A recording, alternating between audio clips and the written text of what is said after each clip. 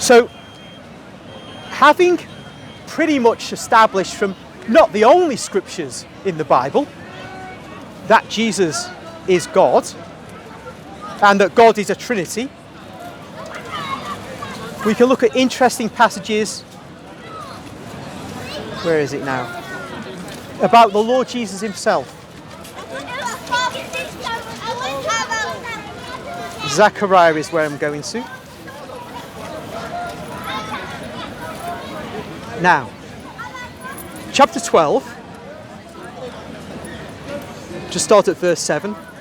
And the Lord will give victory to the tents of Judah first, that the glory of the house of David and the glory of the inhabitants of Jerusalem may not be exalted over that of Judah.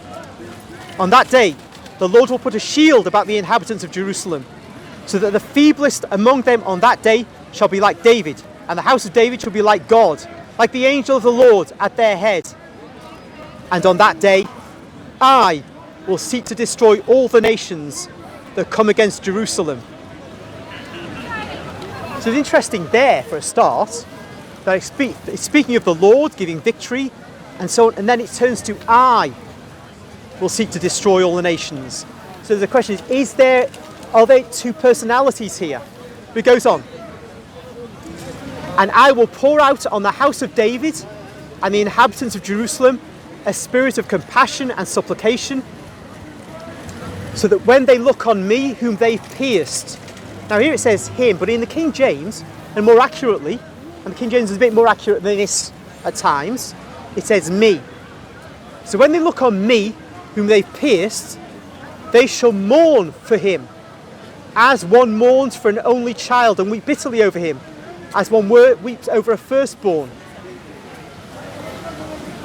So, we have this suggestion in Zechariah that God is going to be pierced by people on earth. But how is that possible? God is a spirit.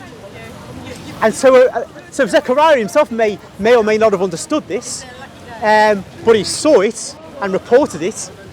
But it's only when Jesus comes and he's pierced through his hands and feet, and then the spear pierces his side, that we can see what Zechariah is getting at. But this me, whom they pierce, is the one who is going to seek to destroy all the nations that come against Jerusalem. This is the Lord. And so again, Christ is God.